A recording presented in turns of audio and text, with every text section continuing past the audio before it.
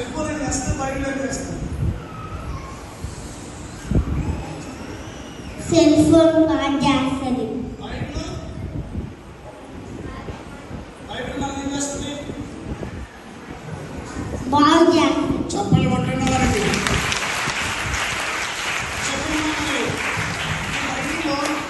ఈ బైబిల్లో ఎవరి మాటలు ఉంటాయి? దేవుడి మాట. సెల్ ఫోన్ ఎవరి మాటలు ఉంటాయి? సైతాన్. చెప్పలు పట్టండి వారికి. మరి ఈ బైబిల్ని వాడుతున్న మనుషులు ఏమవుతారు? బైబిల్ని సెల్ ఫోన్లో ఏది రెండింటిలో మనం బాగా వాడాలి? బైబిల్. బైబిల్. నువ్వు బాగా ఫోన్ చూస్తావా? చూస్తావా? చూడు. ఎందుకు?